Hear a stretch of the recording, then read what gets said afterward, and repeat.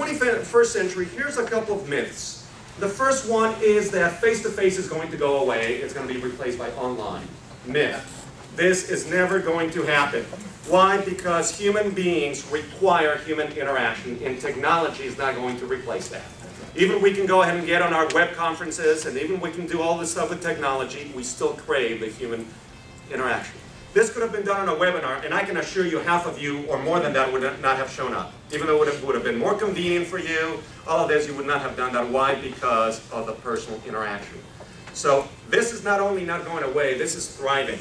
In an age where technology is advancing more, there's more networking activities, more networking groups than ever before. However, if that's all you're doing, says, well, I'm a face-to-face kind of person, I don't need that, online thing, then you are missing a big chunk of what's available to you. It's, imagine this, you're going to play golf, and you actually have one of your arms tied behind your back, and you're going to swing the club with one arm only. You can still hit the ball, but it's not going to go nearly as far. So when you add an online component, and in particular, I'm talking about LinkedIn. Why? Because that's what I know. Okay, that's what there's other ways to network online, but I'm talking about LinkedIn because that's what I know. In LinkedIn, there's only one purpose for LinkedIn to be in existence, and that is business.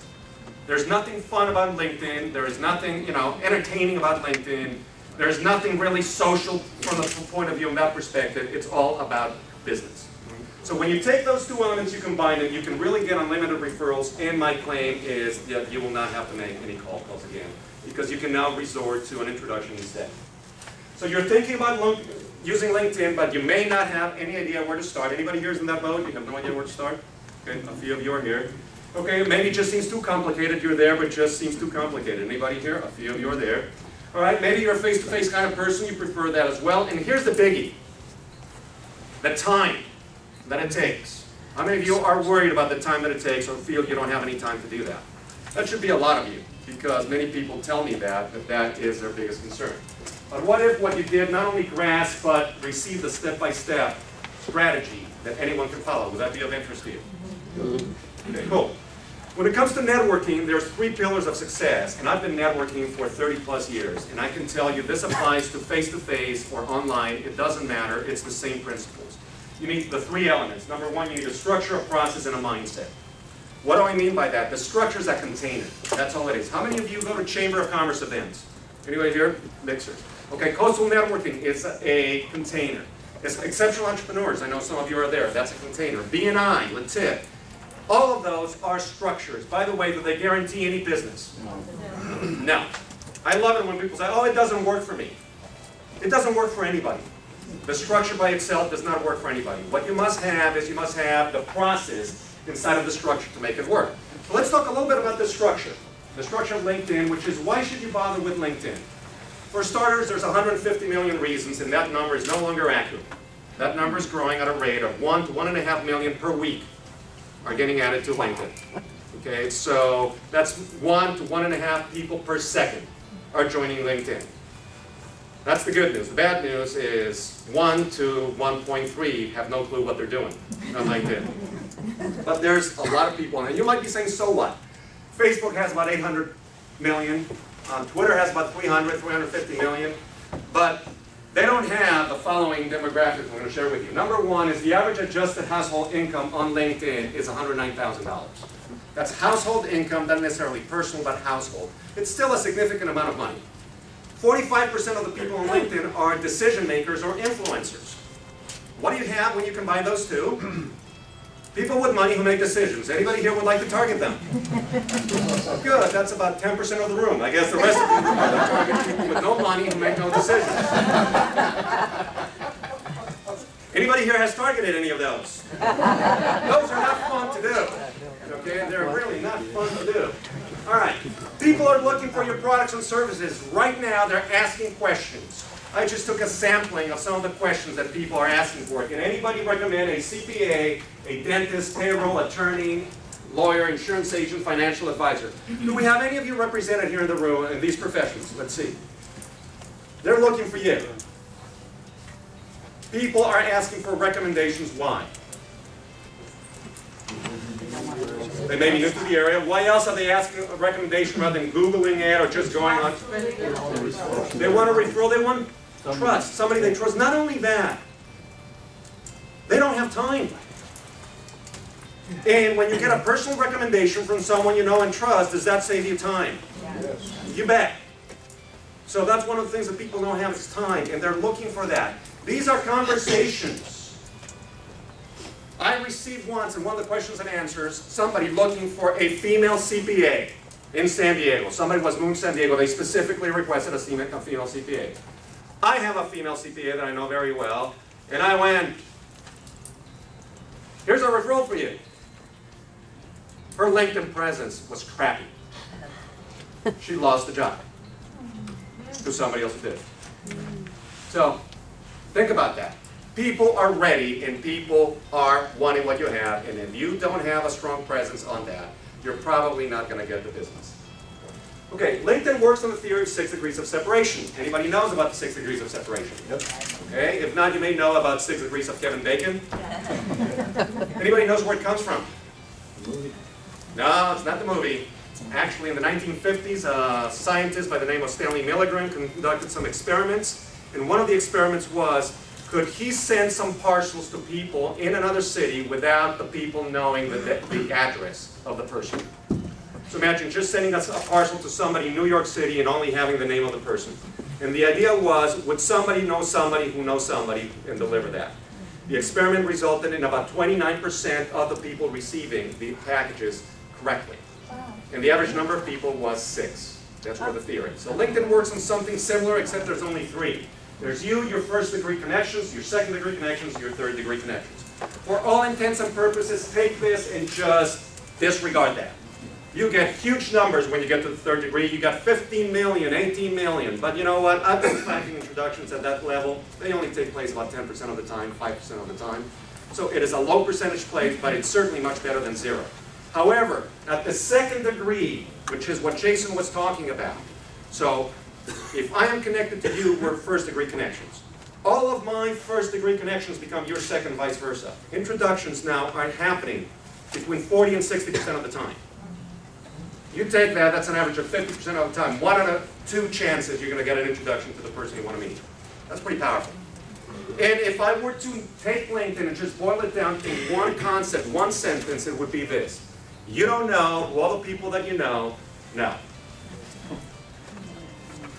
And I can assure you that right now, some of the people you want to meet are probably known to some of the people that you know. However, they don't know you want to meet them, and you don't know they know them. Quick story on this. About 1.5 years ago, my wife and I were out to dinner with 2 other couples, just catching up as to what we were doing. I mentioned what I was doing, and at the time I wanted to meet an executive here in San Diego. My wife does one of these double takes. Did you just say such and such? I go, yeah, why? She says, because I know him. And of course, being the wonderful husband that I am, I looked at her and said, how do you know him? She says, because my girlfriend is dating him. I says, well, if you know him, why didn't you tell me? And what do you suppose she said? You never asked. And why didn't I ask? It never occurred to me, because that's not the context that I have. So anyway, that's the power of LinkedIn, is that the people you want to meet are probably known to the people that you know, and they can introduce you to them. All right, let's talk a little bit about the LinkedIn process, which is when, how much time? That's a question I get. How much time do I need to put in to do that? Well, it's a lot less than you think, especially if you're strategic and focused and you know what you're doing. Now, that's the qualifier. Strategic, focused, and you know what you're doing. Most people have no strategy, they're totally unfocused, have no clue what they're doing. So they end up wasting a lot of time. But if you do what I tell you to do, and focus, then it's only going to take you between 30 and 45 minutes per week to be able to get some results out of LinkedIn. And furthermore, this can be broken down into chunks of time of 10 or 15 minutes at a time. Now, the best part out of this is not additional time that you need to put in.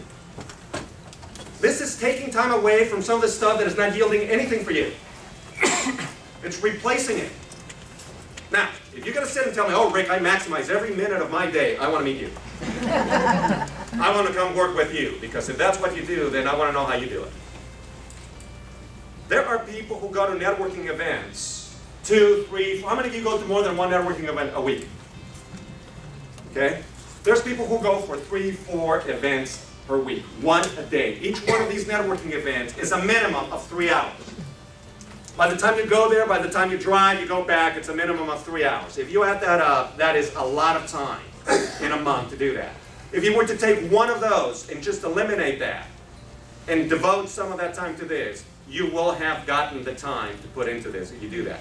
The other thing that's great about LinkedIn is LinkedIn time is any time. You can do it in the morning, at night, early, late, it doesn't matter. It will not interfere with anything else that you do it because there's nothing real time that you have to respond to on LinkedIn. Talk about using LinkedIn strategically. There's only 2 reasons why anybody should be on LinkedIn. My wife asked me, should I be on LinkedIn? I asked her these 2 questions. She said no to both. I say stay on Facebook. All right, and this is no knock on Facebook. This is just Facebook serves a different purpose for her. And you can be on Facebook and Twitter and just for fun and social. LinkedIn is not fun and social. It's only business. So here are the only 2 reasons. If you answer yes to either one of them, you definitely need to do that. Number 1 is because you want to find business people. The second one, anybody can guess what it is? You want to be found by business people. Anybody here would like to find or be found? And you definitely ought to be. And by the way, if you think that people are not searching for you when they go on LinkedIn, think again. People, when they meet you, before they meet you, they're going to go take a look. And one of the places they'll go to is to your LinkedIn profile. And when you have a crappy LinkedIn profile, and I'll give you my definition of a crappy LinkedIn profile. You have no picture, or you have a picture of your cat, and you have nothing in your summary or anything else. That is definitely a crappy LinkedIn profile. That would be like having a crappy website.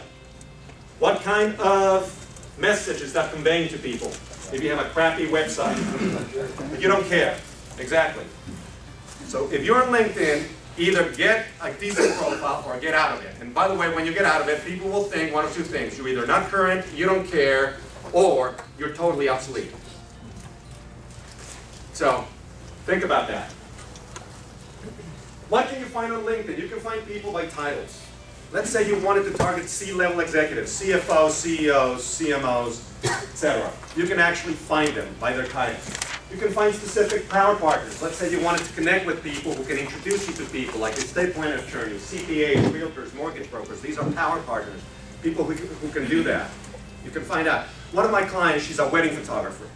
And my question to her when I started working with her is, who's your ideal target market? She goes, brides. I go, you're not going to find them on LinkedIn. She goes, well, what good is it going to do me? She says, because you're going to find the people who know a lot of brides, who serve a lot of brides, such as wedding coordinators, event planners, caterers, disc jockeys, florists. These are all people who, if you become their photographer of choice, they will refer you left and right. So part of what you need to be thinking is who are the strategic alliances, the partners you can actually start communicating, not necessarily your end user, not necessarily your end client.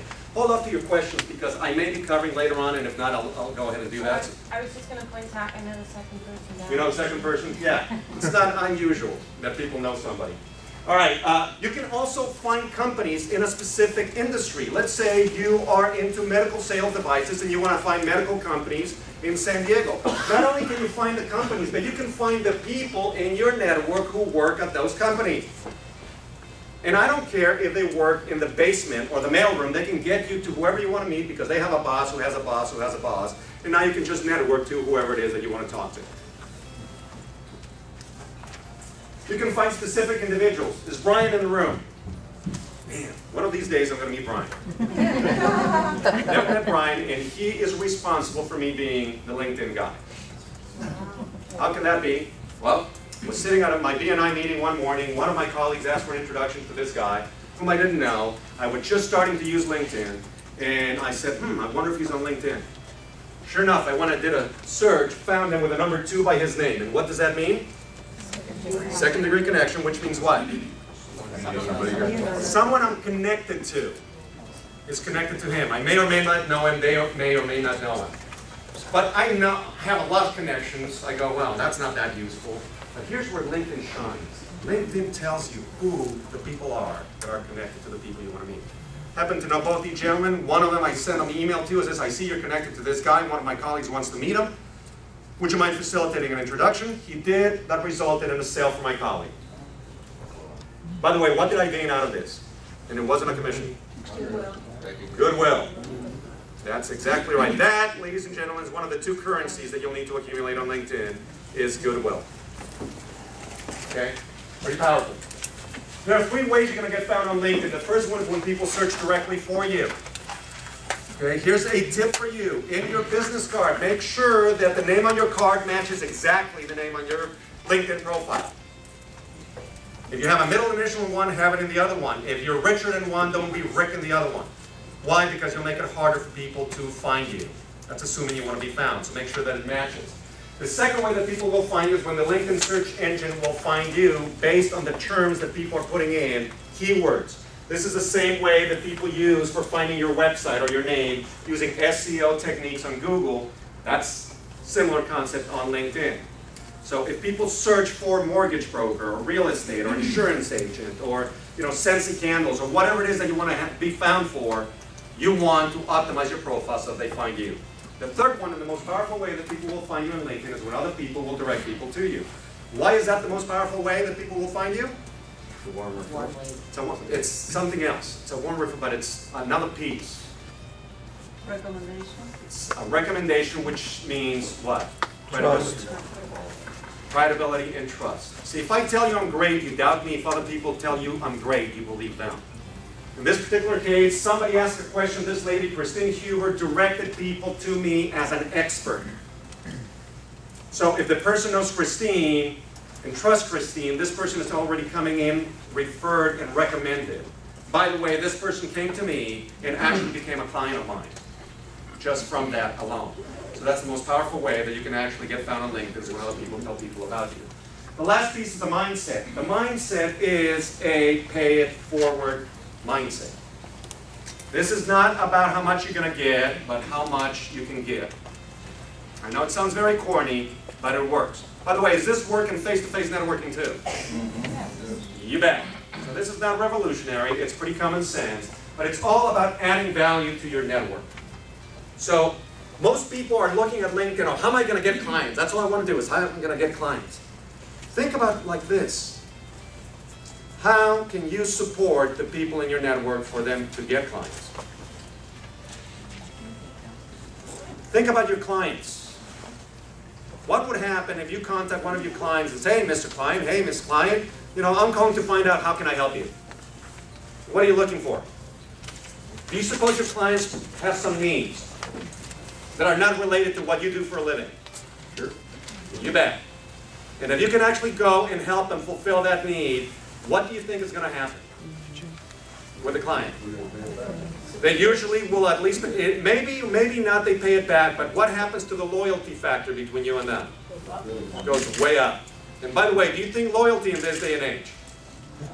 We all have become commodities. Not in our minds. In our minds, we're the best, greatest, only ones who do what we do. By the way, are you the only one who does what you do? No. No. But in our mind, we're the best, the greatest, the only. And that's, I ask people, why should people do business with you? Because I am the number one, the best. Anybody has heard that claim made by more than one person? Yeah. So there's not a lot of loyalty just because you make those claims. But loyalty comes from things like this. When you help people out, when you add value. And that's the mindset you want to be bringing to your LinkedIn activities. How can you add value? So if you and I get connected on LinkedIn, I now have added value to my network. Why? Because you bring with you some connections that were not there before. You bring with you some expertise that was not there before. You also bring with it some insights and information that either myself or someone in my network might be able to tap at some point in time, and vice versa.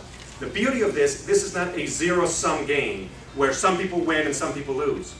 When people get connected, then the whole network just became more valuable. So for those of you who are totally restrictive about who you connect with, okay, that's one of the questions that I get a lot. Man, I get all these questions from people, all these invitations from people I don't know. Why are they bugging me? What do they want with me? To them, my response is this. If you go to a networking event, will you talk to a stranger? Yeah. Yeah. Why? Because they're there to network. Why are you on LinkedIn for? To network. So here's a stranger wanting to talk to you. And you were saying, no, I don't want to talk to you. I don't know you. You just want access to me, you just want to sell to me, you just want to do that. Do you think that way when somebody approaches you on a networking event? Maybe, maybe not, but you still have a conversation. If you find out that the person starts doing that, what do? Bye. You can do the same thing on LinkedIn too. This is an interesting perspective. It's about adding value to your network. It's about helping others. If you do that, you will be successful on LinkedIn.